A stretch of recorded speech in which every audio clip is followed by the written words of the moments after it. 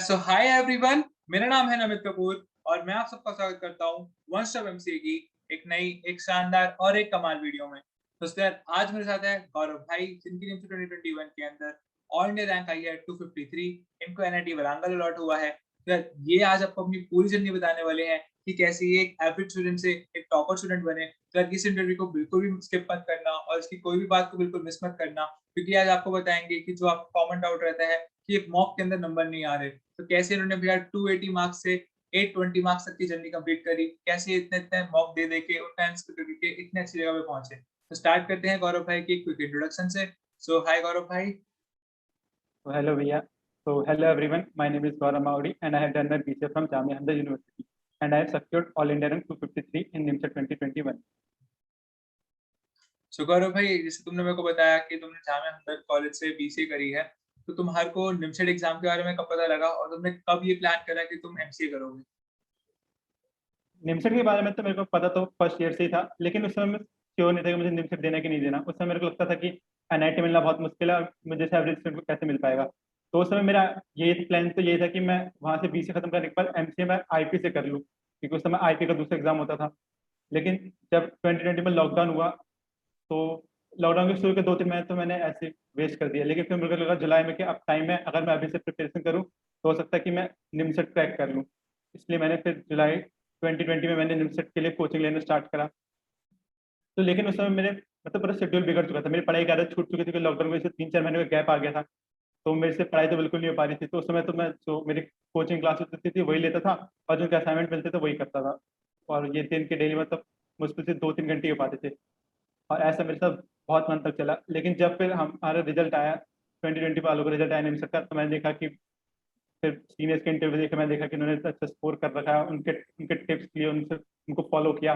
मतलब उनके टिप्स को फॉलो किया, तो उनके टिप्स पे धीरे धीरे करके मुझे पता चला कि क्या क्या करना है जिससे मैं पढ़ाई अच्छी तरीके से कर पाऊँ। तो मैंने उनको फॉलो करना स्टार्ट किया। तो फिर जैसे उन्होंने बताया कि कौन कौन सी, जैसे मैं से पहले कोचिंग का मटेरियल लगाता था, फिर मेरे को पता चला कि बेस बनाने के लिए पहले एनसीईआरटी या आरडी शर्मा सब्जेक्ट की करो। तो मैंने वही करना स्टार्ट किया। तो फिर मैंने आरडी शर्मा सब्जेक्टिव से स्टार्ट करा। तो मैं कोचिंग में जो टॉपिक होते थे मैं वो टॉपिक साथ साथ side by side RD Sharma subjective से करता था। और फिर मुझे पता चला कि सब्जेक्टिव करना इंपॉर्टेंट नहीं है, इसके साथ एक ऑब्जेक्टिव बुक भी नहीं थी कि निमसेट एक ऑब्जेक्टिव एग्जाम है। तो फिर मैंने उसके लिए आर्यन फॉलो करी। तो मैं पहले जो कोचिंग में जो टॉपिक हुआ उसके सब टॉपिक होते थे वो मैं आर डी शर्मा से कर लेता था। एक बार मेरे आर डी शर्मा से सारा बेस कवर हो गया, क्योंकि मुझे थोड़ा फॉर्मूले आने में दिक्कत भी होती थी। लेकिन तो आर डी शर्मा सब्जेक्ट में क्या होता है कि एक ही फॉर्मूले के बहुत सारे क्वेश्चन होते हैं, तो तुम्हें फॉर्मूला अगर तुम क्वेश्चन करो तो फॉर्मूले अपने आप याद हो जाते हैं। तो मैं वो आर डी शर्मा सब्जेक्ट इसी पर्पज से करता था कि मेरा बेस बन जाए और मुझे फॉर्मूले भी आसानी से याद हो जाए। उसके बाद मैं अरियन के उस चैप्टर के जितने भी एमसीक्यूज होते थे वो कर लेता था, तो जिससे मेरे एक टॉपिक अच्छे तरीके से कंप्लीट हो जाता था। राइट गौरव भाई, तो ये तुमने बहुत डिटेल में बताया कि किस तरह से करनी चाहिए चीजें। इसके बाद भाई, अगर मैं बात करूँ कि इतना सब कुछ करने के बाद भी ना बहुत बार हमारे साथ ऐसा होता है कि हमारे इंस्टीट्यूट की मॉक अगर हम टेस्ट सीरीज लेते हैं, कुछ लेते हैं, वहां पे हमारी रैंक नहीं बन पाती है। तो तुम्हारे साथ तुम सेम दिक्कत हुई थी लास्ट में आते हुए कि भैया रैंक इतनी अच्छी नहीं आ रही, मतलब पढ़ाई इतनी ज्यादा हो गई है या मेरा जो स्कोर है वो कम रह रहा है। तो फिर तुम कैसे उस स्कोर को मतलब इतना ऊपर लेके गए? पहले तो मैं चाहूंगा कि तुम एक बार अपनी स्क्रीन शेयर करके दिखा दो कि तुम्हारे क्या स्कोर आते थे, ताकि सब लोग रिलेट कर पाए, क्योंकि बहुत बार ऐसा होता है कि बच्चों के स्कोर नहीं आ रहे होते तो उन्हें लगता है कि हम कुछ नहीं कर सकते। तो मैं चाहूंगा तुम एक बार अपने स्कोर्स दिखा दो कि इनिशियल स्कोर्स क्या थे और फिर फाइनल में क्या बन गए स्कोर्स जाके। यहाँ मैं स्कोर दिखा देता हूँ। तो स्कोर तो मेरे पहले इतने 300, 350, 400 के अंडर ही आते थे। तो पहले मुझे लगा था, तब मुझे पता नहीं चलता कि मेरी दिक्कत क्या है। फिर उसी ये हमारे मॉक स्टार्ट हुए थे मार्च के टाइम पे, उसी समय नमित भैया ने चैनल स्टार्ट करा था। तो मुझे उस समय पता चला कि पेपर एनालिसिस के बारे में पता चला। तो पहले तो मैं पेपर देके सिर्फ छोड़ देता था कि जो क्वेश्चन नहीं हुए वो तो आने वाले है नहीं, लेकिन मैं उसमें एनालिसिस करता नहीं था। तो मुझे पता चला पेपर एनालिसिस के बारे में। तो मैं देखता था कि फिर मैंने एनालाइज करना स्टार्ट किया कि कौन सा टॉपिक है, कौन सा टॉपिक है, कितने क्वेश्चन आ रहे हैं, कौन सा टॉपिक है मेरे क्वेश्चन छूट रहे हैं। तो उससे मुझे पता चलने लग गया कि मेरी स्ट्रेंथ क्या और वीकनेसेस क्या है। तो फिर मुझे सारे टॉपिक पर दोबारा पढ़ना स्टार्ट कर, मैंने दोबारा से मतलब सब नहीं पढ़ा। फिर इधर ऑब्जेक्टिव बुक लगाई, क्योंकि मैं सब्जेक्टिव तो मैं स्ट्रॉन्ग हो बेस तो मैं स्ट्रॉन्ग हो गया था, लेकिन मुझे सिर्फ ये समझ आता था कि मेरे कौन से क्वेश्चन में मैं लैग कर रहा हूँ। तो उसके लिए मैंने ऑब्जेक्टिव दोबारा लगाई। लेकिन एक बार मैं बुक पहले अच्छे तरीके से कंप्लीट कर चुका था, तो इधर मुझे ज़्यादा दिक्कत नहीं है। और मैं विद इन 1 मंथ के अंदर, मैंने मार्च में स्टार्ट करा था और अप्रैल के अंदर तो मैंने पूरे टॉपिक दोबारा कर लिए थे। तो इससे मेरे स्कोर तो बूस्ट हुए। तो इससे मेरे स्कोर पहले इतने 300 के अंदर आते थे। फिर और रैंक भी मेरी इतनी हाई आती थी, 200, 140, 150। लेकिन जब मैंने धीरे धीरे करने स्टार्ट किया तो मेरे नंबर भी इंक्रीज हुए, रैंक भी मेरी इंप्रूव होने लगी। ऐसे ये 500 500 के अंदर स्कोर आया, रैंक इंप्रूव होने लगी, फिर मेरे धीरे धीरे करके 600 स्कोर आया, उसमें रैंक बढ़ी। फिर लास्ट में तो आता थे जब हमारे मतलब पेपर डीले हो गए थे तो मॉक बहुत सारे हो गए थे, तो लास्ट में आता था तो मेरे बहुत से मॉक में 700 भी स्कोर आने लग गया था। और लास्ट क्लास के मॉक में तो एक में तो मेरे 820 भी आ गए थे, तो मेरे बहुत शॉकिंग था कि अब मेरी रैंक भी 4 आई है उसमें। मैं कभी टॉप 10 में नहीं आ पाता था, लेकिन फिर मेरी एक ही बार 4 रैंक आई, तो मुझे बहुत खुशी हुई, जिससे मेरे बहुत ज़्यादा वो मोटिवेशन मिला कि हाँ मैं निश्चित आप अच्छा स्कोर कर सकता हूँ पेपर में। राइट करो भाई। तो यार ये बहुत बार होता है कि ऐसे कि ड्रॉपर्स आ जाते हैं ग्रुप के अंदर या कुछ हो जाता है, तो थोड़ी-सी आँख हमारे बीच में हो जाती है, पर यार उसमें हमारे को भी अटकना नहीं है, डरना नहीं है उसके अंदर। हमारे को ये है कि हमारे को फोकस उस समय करना है। जैसे गौरव भाई तुमने बताया कि तुमने फिर से वो चीज़ें करी, तुम्हारे को गलत लगी। और एनालिसिस करने से ना सबसे इम्पोर्टेंट चीज़ क्या होती है, हमारे को ये पता लग जाता है कि हमारे स्ट्रॉन्ग टॉपिक्स क्या हैं और हमारे वीक टॉपिक्स क्या हैं। तो स्ट्रॉन्ग टॉपिक्स हमारे जो हमारे को पता लग जाते हैं, तो हम उसके ऊपर थोड़ा-सा वर्क कम करके वीक टॉपिक्स पे वर्क कर सकते हैं। जैसे कि अगर हम एनालिसिस करते हैं और देखते हैं कि यार पिछले 5 पेपर में मेरे कोने के क्वेश्चन नहीं हो रहे, और कोने के भी कौन सा नहीं हो रहा कि भैया मुझसे एलिप्स के नहीं बन रहे हैं, मुझसे पैराबोला के नहीं बन रहे, तो हमारे को उसको एनालिसिस करने से पता लगता है अच्छा यार मेरे को ये मेरा वीक पॉइंट है, तो मेरे को इसको इंप्रूव करना चाहिए। तो इन चीजों का जब आपको पता लगता है तो आप उसमें वर्क करते हो, तो वो आपको और हेल्प करती है अपने स्कोर को बूस्ट करने में। तो वही गौरव की स्टोरी थी असली की, उन्होंने कैसे 280 मार्क्स से अपने 820 मार्क्स तक की जर्नी को कंप्लीट करा। गौरव भाई अगली चीज मैं चाहूंगा कि तुम अपने पेपर का एक्सपीरियंस बताओ हमारे को कि कैसे तुम सेंटर पे पहुंचे, कैसे तुमने पेपर दिया, क्वेश्चंस बने थे नहीं बने थे, तो क्या तुम्हारा अप्रोच था, क्या एटीट्यूड था पेपर पे?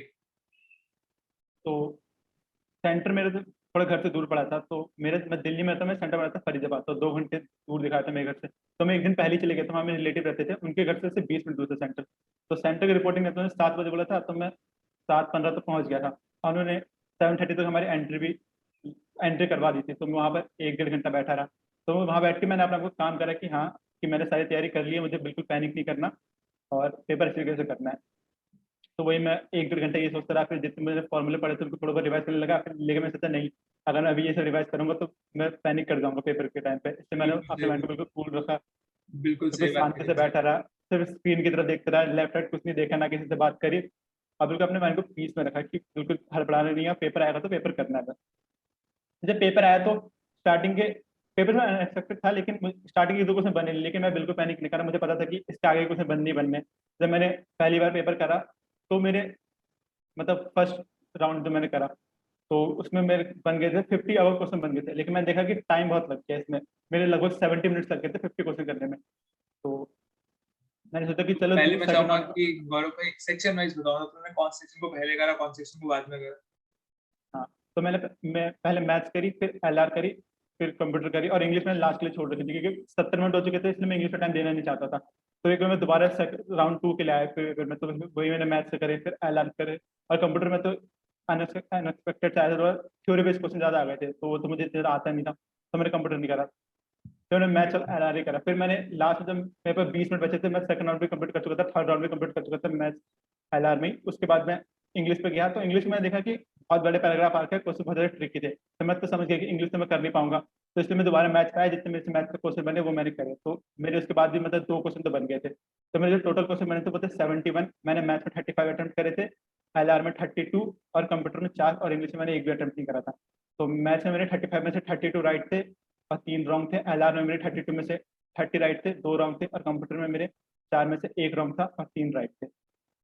बहुत अच्छा गौरव भाई। और अगर तुम्हारे अप्रोक्सीमेट स्कोर की बात करें, अगर तुम्हें याद हो तो कितना था वो? स्कोर तो जो क्वेश्चन गलत हुए थे, जो क्वेश्चन कैंसिल हुए थे, उनको हटा के मेरा 550 स्कोर बना। 550 स्कोर बना सारे जो क्वेश्चन गलत करके, मतलब 948 में से तुम्हारा 550 स्कोर बना। राइट भाई? हाँ, 942।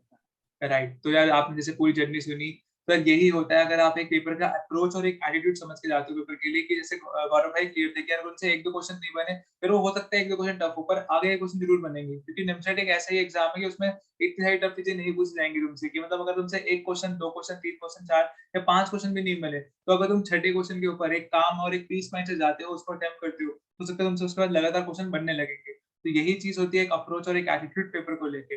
बाकी जैसे गौरव भाई ने बताया, हमारे एनालिसिस की जो वीडियो है वो हमारे चैनल पर अवेलेबल है, मैं डिस्क्रिप्शन में उसका लिंक डाल दूंगा। और पेपर को अटेम्प्ट कैसे करते हैं राउंड बाय राउंड, तो उसका भी एक मैंने वीडियो बना रखा है, उसका लिंक मैं डिस्क्रिप्शन में डाल दूंगा, तो आप जाके चेकआउट कर सकते हैं।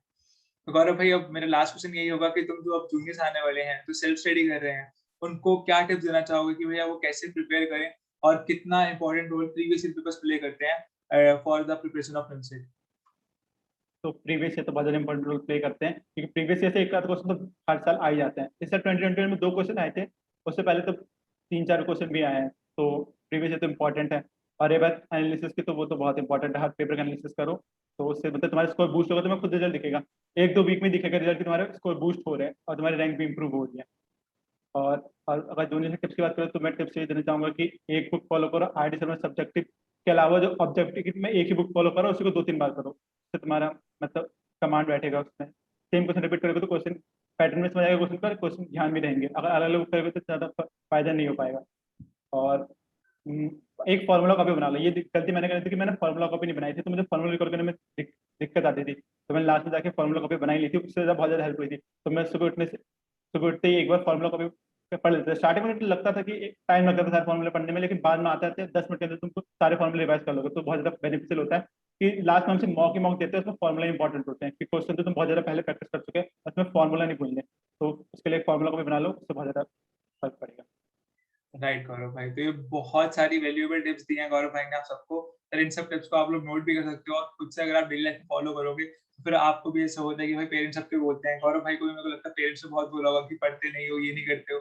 तो वही चीज है कि अगर आपको लगता है तो भाई खुद से ही आपको अपने भाई गोल के लिए वर्क करना है, और इन छोटे छोटे स्टेप से ही, मतलब जैसे गौरव भाई ने बताया कि आप 1 हफ्ते या 2 हफ्ते इस चीज को करके देखो, फिर आपको अपने आप रिजल्ट दिखने लगेगा। तो छोटे छोटे स्टेप जब आप उठाओगे तभी आप एक बड़े टारगेट को पहुंच पाओगे। ये नहीं है कि आप सीधे एक छोटी जगह से जंप करके इतने ऊपर पहुंच जाओगे। तो गौरव भाई की जर्नी आपने पूरा सुना कि कैसे 280 से 300 350 तक का स्कोर आया, 500 तक के स्कोर में पहुंचे, और लास्ट में आते आते जब इतनी प्रैक्टिस हो गई मॉक्स देने की, उन्होंने इतना फोकस कर लिया कि भैया 820 मतलब मार्क्स का भी स्कोर उन्होंने करा। तो 820 मार्क्स जब मॉक्स में आ जाते हैं किसी के, तो अपने आप ही भाई अपना कॉन्फिडेंस इतना बूस्ट हो जाता है कि यार मैं 820 मार्क्स ला रहा हूं, तो भाई एक्चुअल एग्जाम में जाके तो मैं फोड़ ही दूंगा।